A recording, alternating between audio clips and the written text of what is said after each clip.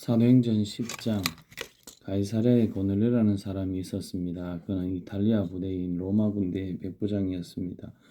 고넬료는 경건한 사람이었습니다. 그와 그의 집에 사는 모든 사람이 하나님을 공경하고 경외하였습니다. 그는 가난한 사람들에게 아낌없이 돈을 주었고 늘 하나님께 기도했습니다. 어느 날 오후 3시쯤 고넬료는 환상을 보았습니다. 그는 환상 속에 하나님의 천사가 다가와 고넬료야 라며 부르는 소리를 똑똑히 들었습니다. 고넬료는 두려움 속에서 천사를 쳐다보았습니다. 고넬료는 주님 무슨 일이십니까? 라고 물었습니다. 천사가 대답했습니다. 하나님께서 내 기도를 들으셨다. 내가 가난한 사람들을 도운 것을 보셨으며 너를 기억하셨다. 지금 사람을 요바로 보내어 베드로라고 하는 시몬을 모셔오느라.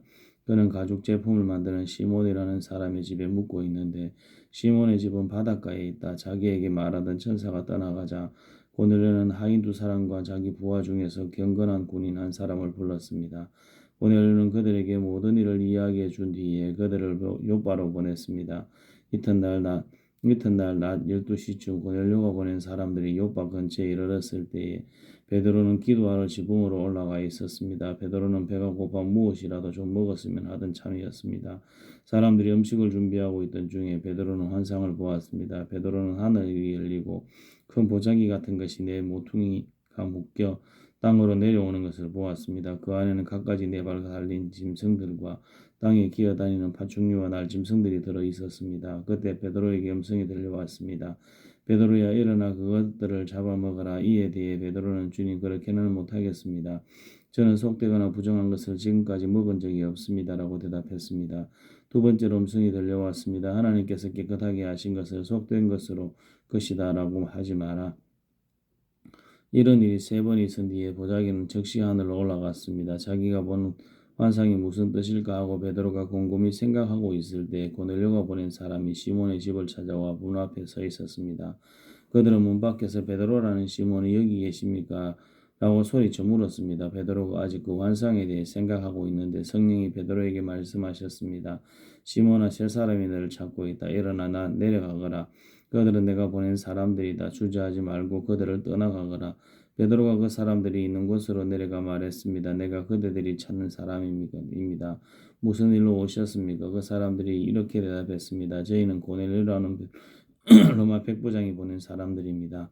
고넬료는 의로운 사람이며 하나님을 경외하는 사람입니다. 그는 모든 유대인들에게도 존경을 받는 사람입니다. 한 거룩한 천사가 고넬료에게 당신을 집으로 모셔다가 당신이 하시는 말씀을 들으라고 분부하였습니다. 그러자 베드로는 그들을 집 안으로 불러들여 묵게 했습니다. 이튿날 베드로는 자리에서 일어나 그들과 함께 고넬료의 집을 향해 출발하였습니다. 요바에서 온 형제 몇 명도 베드로를 따라갔습니다. 그들은 다음날 가이사랴에 도착했습니다. 고넬료는 친척과 친구들을 불러놓고 베드로를 기다리고 있었습니다. 베드로가 안으로 들어가자 고넬료가 그를 맞이했습니다. 그는 베드로의 발 앞에 엎드려 절했습니다. 베드로가 그를 이렇게 세우며 일어나십시오. 나도 사람일 뿐입니다. 라고 말했습니다. 베드로가 고넬료와 말하면서 집 안으로 들어가 보니 사람들이 많이 모여 있었습니다. 이들을 향해 베드로가 말했습니다. 여러분도 잘 아시겠지만 유대인이 이방 사람을 사귀거나 그의 집에 들어가는 것은 유대법에 어긋나는 일입니다만 하나님께서 저에게 어떤 사람도 속되거나 부정하다고 해서는 안 된다는 것을 보여주셨습니다. 그래서 여러분이 저를 불렀을 때 이 일을 제기하지 않고 따라온 것입니다. 자, 무슨 일로 저를 부르셨는지 말씀해 주십시오. 고넬료가 말했습니다. 4일 전 이맘때쯤, 그러니까 오후 3시쯤에 집에서 기도하고 있는데 갑자기 눈부신 옷을 입은 사람이 제 앞에 서 계셨습니다. 그는 고넬료야, 하나님께서 내 기도를 들으셨고 내가 가난한 사람을 도운 것을 하나님께서 보시고 너를 기억하셨다. 지금 사람을 요바로 보내어 베드로라고 하는 시몬을 모셔오느라. 그는 가죽 제품을 만드는 시몬이라는 사람의 집에 묵고 있으며 시몬의 집은 바닷가에 있다. 라고 말씀하셨습니다. 그래서 나는 곧 당신에게 사람을 보냈습니다. 그런데 이렇게 와주셨으니 참 잘하셨습니다. 이제 우리 모든 사람은 주님께서 당신에게 하라고 명령하신 모든 말씀을 들으려고 하나님 앞에 모였습니다. 베드로가 입을 열어 말했습니다. 나는 참으로 하나님께서는 사람을 외모로 차별하지 않는 분이시라는 것을 깨달았습니다. 하나님께서는 어느 나라 사람이든지 하나님을 경외하고 의로운 일을 하는 사람을 받아주십니다. 하나님께서는 이스라엘 백성에게 말씀을 보내시고 예수 그리스도를 통하여 평화의 복음을 선포하셨습니다. 예수님은 모든 백성의 주님이십니다. 여러분은 요한이 세례에 관해 설교한 이후 갈릴리에서 시작하여 온 유대 땅에 걸쳐 발생한 큰 사건을 아실 것입니다. 하나님께서는 나사렛 사람인 예수님께서 성령과 능력으로 기름 부으셨습니다. 그분은 두루 다니시며 선한 일을 하셨고 귀신에 사로잡힌 사람들을 고쳐주셨습니다. 이는 하나님께서 예수님과 함께 계셨기 때문입니다. 우리는 예수님께서 유대와 예루살렘에서 하신 모든 일을 목격한 증인입니다. 사람들은 예수님을 나무에 매달아 죽였지만 3일째 되는 날에 하나님께서는 이 예수님을 죽은 자 가운데서 다시 살리셔서 사람들 앞에 나타나게 하셨습니다. 그러자 예수님께서 모든 사람들에게 나타나신 것이 아니라 하나님께서 이미 증인으로 택하신 우리들에게만 보이셨습니다. 우리는 예수님께서 죽으셨다가 다시 살아나신 뒤에 그분과 함께 먹고 마셨습니다. 예수님께서는 우리에게 명하시기를 하나님께서 이 예수님을 살아있는 사람과 죽은 사람의 심판자로 세우셨다는 것을 사람들에게 전파하고 증언하라고 하셨습니다. 모든 예언자들도 예수님을 믿는 사람은 다 그분의 이름으로 죄를 용서받는다고 증언했습니다.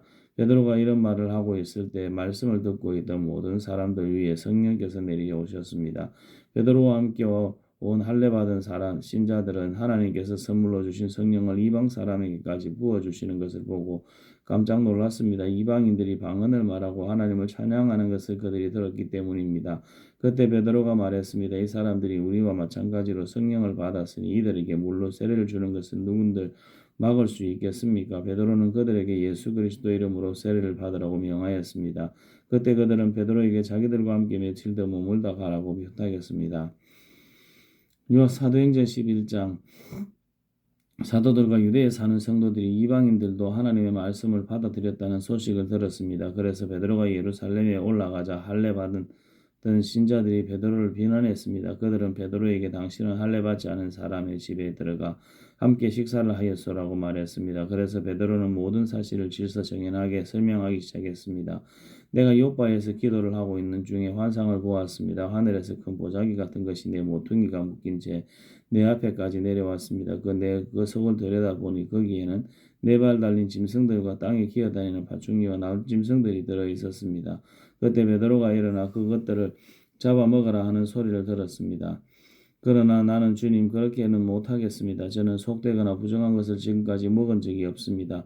라고 대답했습니다. 그러자 하늘에서 다시 음성이 들려왔습니다. 하나님께서 깨끗하게 하신 것을 속된 것이라고 하지 마라. 이런 일이 3번 있은 뒤에 모든 것이 다 하늘로 올라갔습니다. 바로 그 순간 내가 묵고 있던 집에 3사람이 찾아왔습니다. 그들은 가이사랴에서 내게 심부름으로 온 사람들이었습니다. 성령께서 나에게 주저하지 말고 그들을 따라가라고 말씀하셨습니다. 여기에 있는 형제 6사람도 나와 함께 고넬료의 집으로 갔습니다. 고넬료는 우리에게 천사를 본 이야기를 해주었습니다. 천사가 그에게 와서 서더니 사람을 요바로 보내어 베드로라고 하는 시몬을 데려오너라. 그가 내게 너와 내 온 집이 구원받을 말씀을 전해줄 것이다 라고 말했다고 합니다. 내가 입을 열어 말하자 성령께서 처음에 우리에게 내리셨던 것과 똑같이 그들에게도 내리셨습니다. 그때는 나는 요한은 물로 세례를 주었으나 너희는 성령으로 세례를 받을 것이다 라고 하신 주님의 말씀이 생각났습니다. 하나님께서 우리가 주 예수 그리스도를 믿었을 때 주신 것과 똑같은 선물을 그들에게도 주셨는데 내가 누구이기에 감히 하나님께서 하시는 일을 막을 수 있겠습니까?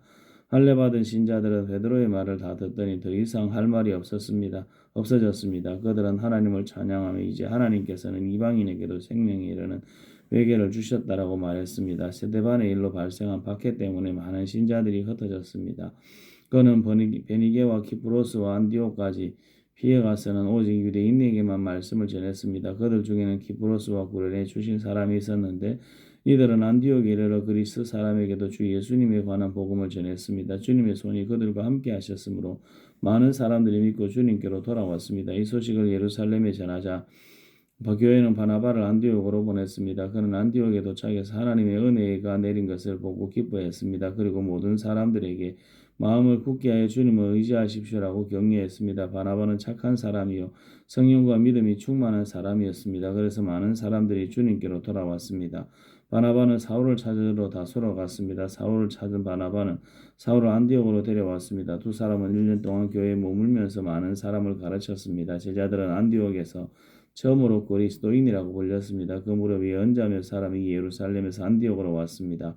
그 중에 아가보라는 사람이 있었습니다. 한 번은 아가보가 일어나 성령의 감동을 받아 성이 예언하기를 온 세상에 큰 기근이 닥칠 것이라고 말했습니다.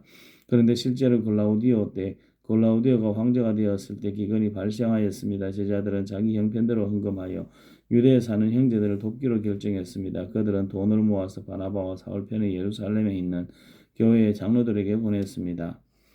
사도행전 12장 이 무렵 헤롯 아그리파 왕은 교회에 속한 몇 사람을 박해하려는 계획을 가지고 그들을 사로잡았습니다. 그는 요한의 형제 야고보를 칼로 죽였습니다. 헤롯은 유대인들이 이 일로 기뻐하는 것을 보고 베드로마저 잡으려 했습니다. 그때는 무계절 기간이었습니다. 헤롯은 베드로를 잡아 감옥에 넣고 군인 4명씩 네페에게 맡겨 지키게 했습니다. 6월절을 지나면 베드로를 끌어내어 사람들 앞에서 재판을 할 작정이었습니다. 그래서 베드로는 감옥에 갇혔고 교회는 베드로를 위해 하나님께 열심히 기도했습니다. 헤롯이 베드로를 끌어내리던 전날 밤이었습니다. 베드로는 두 군인 사이에서 사슬에 묶인 채 잠들어 있었고 문 앞에서는 경비병이 문을 지키고 있었습니다. 갑자기 주님의 천사가 나타나고 환한 빛이 감옥을 비추었습니다. 천사가 베드로의 옆구리를 쳐서 깨우며 어서 일어나라고 말했습니다. 그 순간 베드로의 손목에 매여있던 사슬이 풀렸습니다. 천사가 베드로에게 허리끈을 매고 신으라고 말하여 베드로는 천사가 시키는 대로 했습니다. 천사는 다시 겉옷을 입고 나를 따라오느라고 말했습니다. 베드로는 천사를 따라 밖으로 나가면서도 천사가 하는 일이 꿈인지 생시인지 알지 못했습니다. 베드로는 자기가 환상을 보고 있다는 생각을 했습니다. 천사와 베드로가 첫 번째 경비병과 두 번째 경비병을 지나 성으로 통하는 철문에 이르자 철문이 저절로 열렸습니다. 그들이 문을 나와 거리를 한 구역 걸을 때 갑자기 천사는 베드로를 떠나 어디론가 사라져 버렸습니다. 그제서야 비로소 베드로는 정신이 들어 혼자말로 중얼거렸습니다. 이제야 나는 이 모든 것이 실제라는 것을 알겠다. 주님께서 천사를 보내어 나를 헤롯의 손에서 그리고 유대인들의 모든 계략에서 구하셨다. 이런 사실을 깨닫고서 베드로는 마가라고도 하는 요한의 어머니 마리아의 집으로 갔습니다. 그곳에는 많은 사람이 모여서 기도하고 있었습니다. 베드로가 바깥 문을 두드리자 로데라는 여종이 문을 열어주려 나왔습니다. 여종은 베드로의 목소리를 알아듣고 너무나 기뻐서 문을 열어주는 것도 잊은 채 안으로 들어가 사람들에게 베드로가 문 밖에 와 있다고 알렸습니다. 그러자 사람들은 여종에게 내가 미쳤구나 하고 말했습니다. 그러나 여종이 계속해서 참말이라고 기자 사람들이 그렇다면 베드로의 천사인가 보다라고 말했습니다. 이러는 중에도 베드로는 계속 문을 두드리고 있었습니다. 문을 연 사람은 베드로를 보고 깜짝 놀랐습니다. 베드로가 그들에게 조용히 하라고 손짓을 한 뒤에 주님께서 자기를 감옥 밖으로 인도내신 일을 설명해 주었습니다. 그리고 이 일을 야고보와 다른 형제들에게도 알리시오라고 말하고 다른 곳으로 떠났습니다. 다음 날 아침 군인들 사이에서는 베드로가 없어진 일로 한바탕 큰 소동이 일어났습니다. 헤롯 아그리빠는 철저하게 수색하여 베드로를 찾으라고 명했으나 그들을 찾을 수가 없었습니다. 그래서 그는 경비병들을 신문한 뒤에 대신 그들을 처형하라고 명령하였습니다. 그 후 헤롯은 유다를 떠나 가이사랴로 가서 얼마 동안 지냈습니다. 한편 두로와 시돈 사람들은 헤롯에게 몹시 노여움을 사고 있었습니다. 그래서 그들은 무리를 지어 헤롯에게 갔습니다. 그들은 왕의 내실 시종인 블라스도를 회유하여 그의 도움을 받아 헤롯에게 화해를 요청했습니다. 이는 이들 지방 사람들이 헤롯의 영토에서 식량을 공급받았기 때문입니다. 약속한 날 헤롯은 왕의 공장을 입고 왕자에 앉아 그들에게 연설을 하였습니다. 그러자 군인들은 이것은 사람의 소리가 아니라 신의 소리다라고 외쳤습니다. 그러나 헤롯이 하나님께 영광을 돌리지 않았기 때문에 주님의 천사가 즉시 헤롯을 내리쳐서 헤롯은 벌레에 먹여 죽고 말았습니다. 하나님의 말씀은 점점 더 널리 퍼져서 믿는 사람이 많아졌습니다. 베드로와 사울은 자기들의 사명을 다 마치고 마가라고도 하는 요한을 데리고 예루살렘에서 돌아왔습니다. 아멘.